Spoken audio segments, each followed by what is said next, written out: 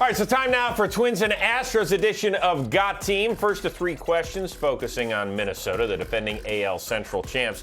Kev, they have lost 16 straight postseason games dating back to 2004.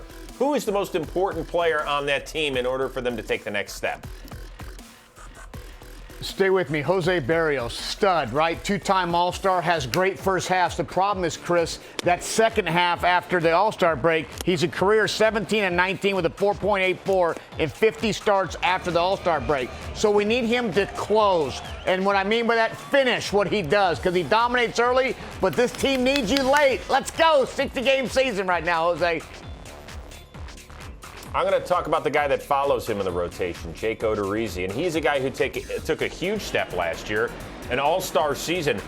He can be dominant at times. In fact, from mid-April to mid-June a year ago, he went 10-0 in an 11-start stretch, an ERA right around 1.5.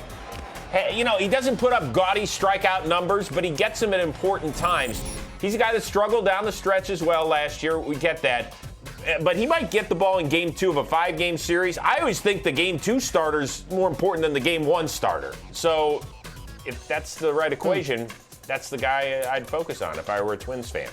All right, up next with the Astros, they got studs all over the field. But who is the most overlooked guy coming into 2020?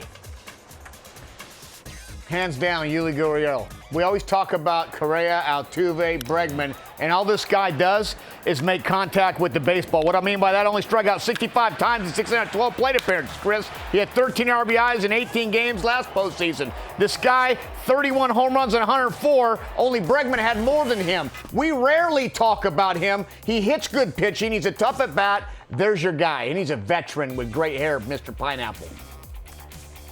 That's a very good call there. I'm going to go with a guy who actually was traded from Minnesota to Houston in the summer of 2018 and has been lights out. Ryan Presley, a guy who I called Alex Presley to his face when we saw him last year up in Boston.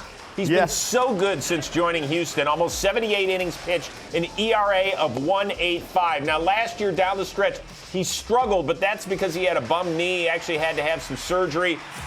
He's a difference maker in a setup role, and those setup guys are going to be so critical in this shortened season. So, Ryan Presley, you are my pick, and I still apologize. I still feel terrible about that whole thing. All right, last one. Who's our favorite mascot going right now?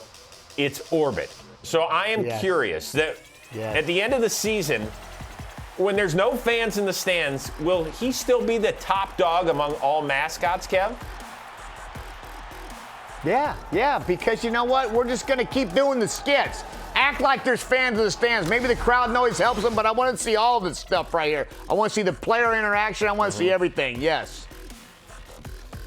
Yeah, I mean, if you don't think that he's already got an enormous, mask to wear out there, and if you don't think he's got signs about, you must stand at least 6 feet away and he's going to keep walking away from players.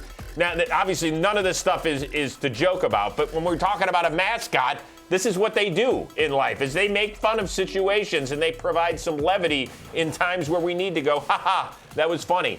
And I think that you're right, he's got great writers on that skit show. And they might be looked at for some late night shows as well. You never know.